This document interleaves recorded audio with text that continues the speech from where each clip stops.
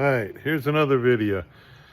Aquarium, keeping retro, getting back into it after 30 years.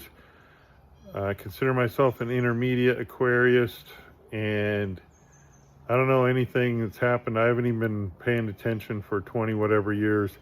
So I was doing all kinds of like looking around, watching stuff. What are people doing? What are people trying? What's changed? LED lights, best thing ever, right? No more fluorescent bulb messing, way cheaper.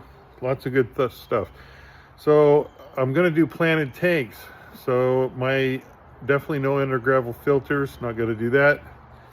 Looking at different ideas for substrates. I instantly was like, no, I'm not buying pink aquarium gravel like 30 years ago. Not gonna buy any of that. So not everything I'm gonna be doing is by the book. People are gonna say, don't do that. It's the wrong way to do it. I'm gonna try different stuff, got different ideas. Definitely not doing aquarium gravel, no under gravel filters. I'm gonna have my planted tanks have minimal in and out, no hang on the back filters, no heaters in the aquariums, zero cords. There won't be any cords in and out of my tank. So what's gonna go on the bottom? If I'm gonna plant plants, looking at different ideas, some people use sand, these super expensive aquarium soils, all these ideas. Well, I figured I like the idea of having some soil in the bottom with a cap of something and then some sand. I'll get into, I got 3 types of substrates that I'm going to use. First one, considered very experimental. I asked the AI, it said, don't use this. So here we go. So I go to Lowe's there and I'm looking around, just going to get some regular topsoil, right? $3 a bag. I saw this. I'm like, ooh, that sounds cool. That's got to have some good growing stuff for some plants. And of course, I asked the AI, and said, no, you're crazy. This is a bad substrate.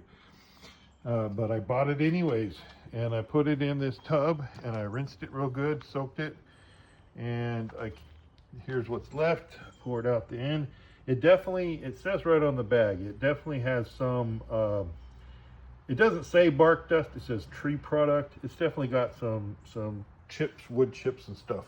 But you know what? That's how you grow plants. It might not be how you grow fish, but that's how you grow plants, right? So that's gonna be in the bottom. It's gonna be underneath a cap of the next thing that I've never heard of. Apparently has come out. Safety Zorb. All the DIYers, they said this clay product, it's like baked at a high temperature or something so it doesn't just turn into a total mush. But I got a bag of this. So I'm gonna put in my soil, my compost, my mushroom compost in the bottom, and then cap that with some of this clay product. And then on the top, again, these different aquarium sites, people posting whatever, they talked about this stuff. Now they said it was it's used for some kind of, as an abrasive in like stripping paint or whatever. I forget the word they use. Anyway, apparently it's coal slag. There's some different words that they use for it. This is what I got at Tractor Supply. I got the Safety Zorb and the Black Diamond coal slag at Tractor Supply. Lowe's had the mushroom compost. These are the 3 elements that are going to be the substrate in my 2 planted tanks. I'm going to go with the compost on the bottom, then a layer of clay, sloped, obviously. Mushroom compost, clay, and then a little bit of sand on top, probably either just in the foreground or the background. That's my plan.